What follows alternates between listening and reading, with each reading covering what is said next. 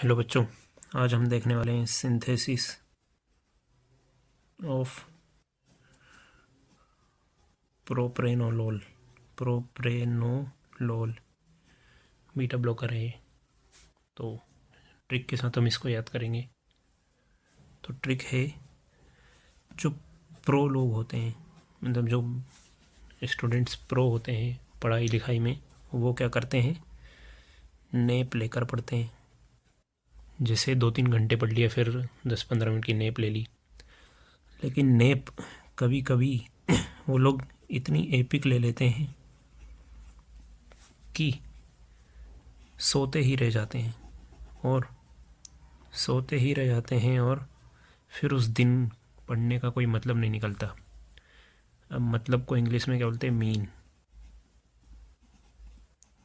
ठीक है।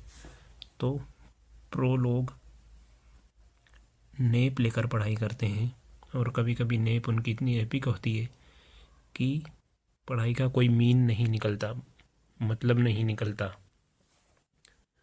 और फिर ड्रग बन जाएगी अपनी प्रोप्रेनोलोल। तो स्ट्रक्चर इस तरह रहेंगे। नेप से याद रखना है आपको, अल्फ़ा नेफ्थोल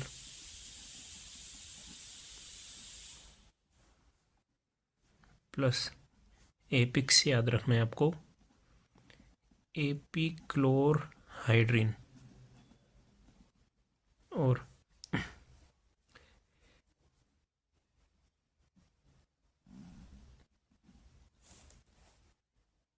यहाँ पर मीन से याद रखना है आपको क्या, मिथाइल इथाइल अमीन, मिथाइल इथाइल अमीन। तो अल्फा नेप्थोल का स्ट्रक्चर देख लेते हैं अपन।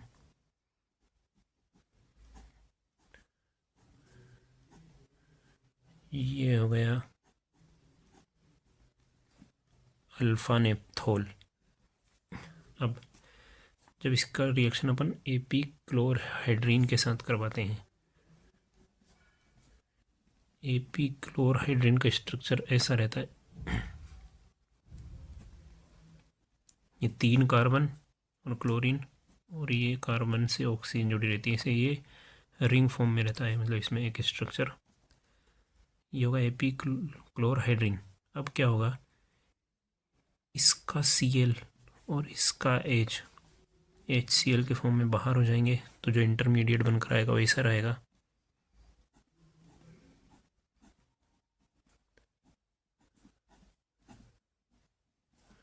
ये O था यहाँ पर, अब H हट गया, ये CH2 जुड़ जाएगा इससे आकर, और बाकी ये रिंग वैसी की वैसी ही जुड़ी रहेगी। अब जब इसकी रिएक्शन अपन मिथाइल इथाइल अमीन के साथ करवाएंगे, तो मिथाइल इथाइल अमीन का स्ट्रक्चर कैसा होता है,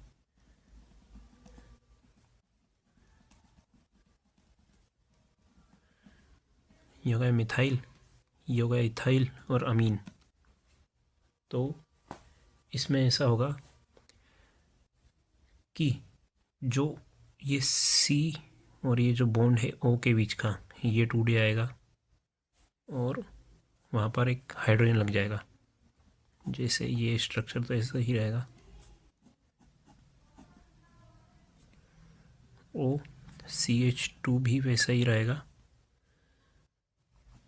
जो CH है उसके साथ OH लग जाएगा एक ऊपर, जो ये वाला C था इस पे OH लग गया। फिर ये जो CH2 है वैसा का वैसा ही रहेगा, और फिर इस पर जो NH वाला ग्रुप है इस पर आकर जुड़ जाएगा, CH CH3 CH3। ये वाला पूरा ग्रुप यहाँ पर आकर जुड़ चुका है, और ये जो CH का O था वो उससे एक हाइड्रोजन जुड़ गया आकर।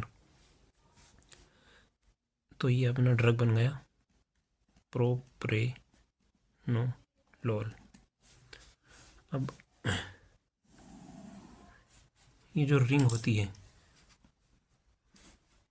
ये इतनी रिंग आपने पढ़ा होगा, जैसे CH2O CH2 ऐसी रिंग होती है ना, जो जिसको अपन शॉर्ट में ऐसे भी बना सकते हैं।